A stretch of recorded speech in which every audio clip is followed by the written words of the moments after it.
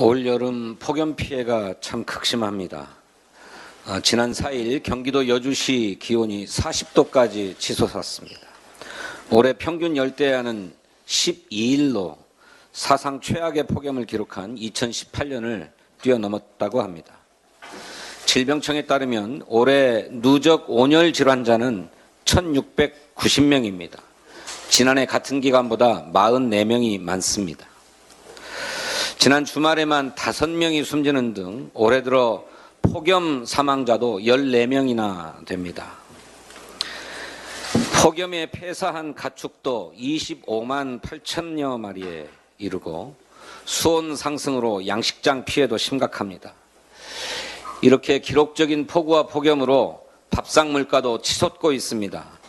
농산물은 지난해 대비 9%나 올랐고 채소류 가격은 전월 대비 상추가 무려 57.2%, 시금치가 62.1%, 배추는 27.3% 등 급격히 상승했습니다.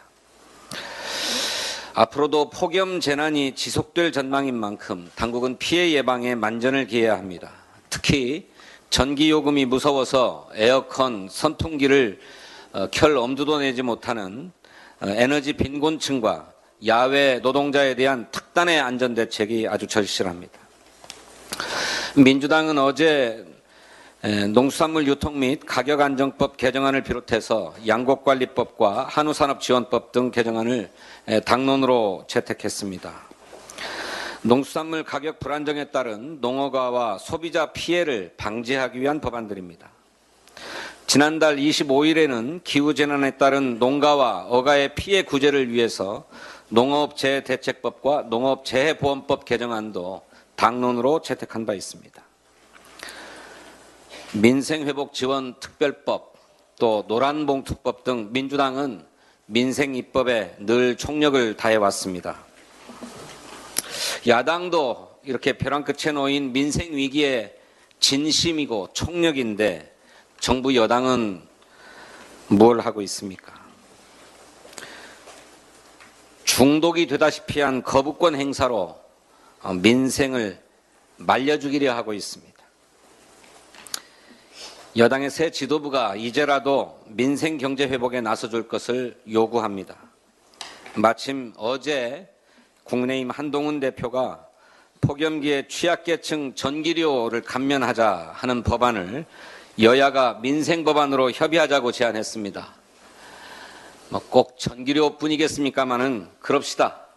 전기료 감면뿐만 아니라 시급한 민생 입법에 물꼬를 트기 위한 정책위 의장 간의 논 테이블을 구성하고 여야 협의를 시작합시다. 한 대표가 민생의 진심이라면 반대할 이유가 없지 않겠습니까? 신속한 답변을 기다립니다. 어제 국내 주식시장은 미국 경기 침체 및 이란, 이스라엘 중동전쟁 가능성이 높아지면서 블랙 먼데이가 되었습니다. 코스피 시장은 역대 처음으로 200포인트 넘게 빠지면서 2450선이 무너졌고 코스닥 시장도 88포인트 하락했습니다. 오후 들어서 두 시장 모두 4년 5개월 만에 서킷 브레이크가 발동됐습니다.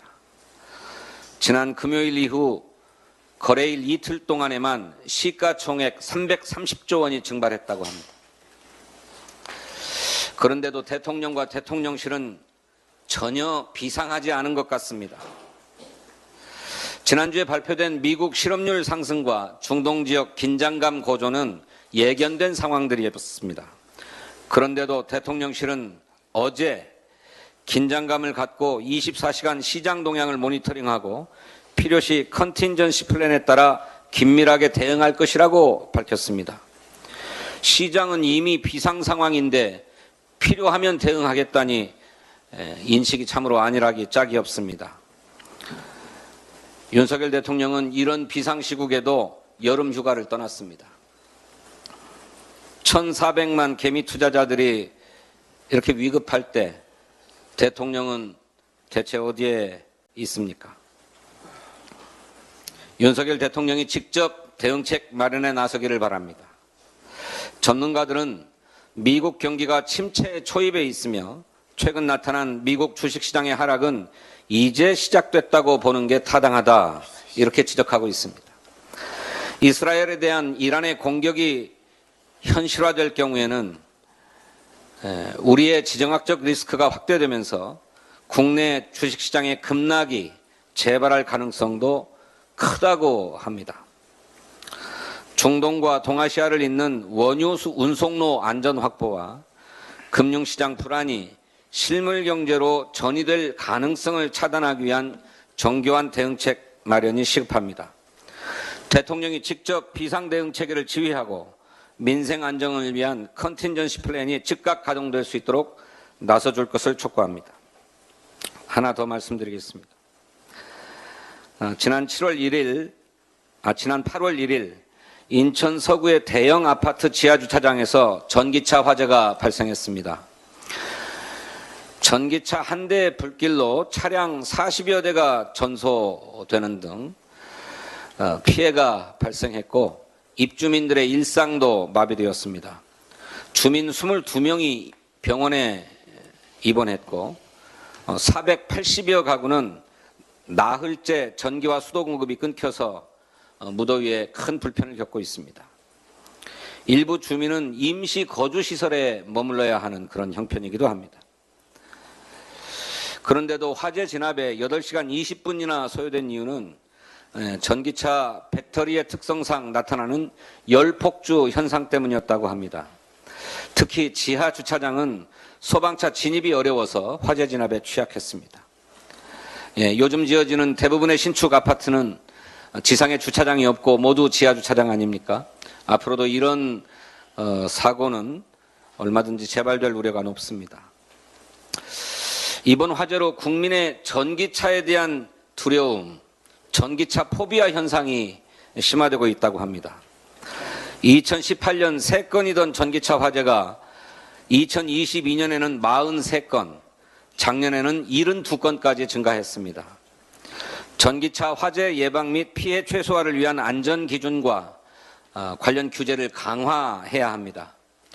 전기차 확대는 기후위기 대응과 우리 기업의 새로운 산업 경쟁력 확보를 위해서 필요하지만 그렇다고 그것이 국민 생명과 안전보다 우선될 수는 없습니다. 민주당은 전기차 화재 예방 및 대응을 위한 소방시설 설치와 주차장 안전기준에 관한 규정을 조속히 마련하겠습니다.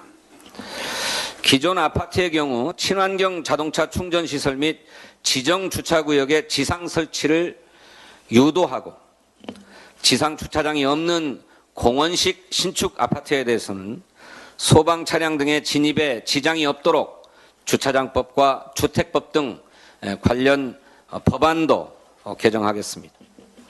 이에 대해서 전기차 전용 주차 구역 내에 화재 감시 CCTV와 전기차의 화재 진압을 위한 질식 소화 덮개 등의 비치를 의무화하는 방안도 적극 추진하겠습니다. 민주당은 국민 생명과 안전을 지키고 전기차 산업도 살려나갈 상생 방안을 마련하겠습니다. 감사합니다. 네.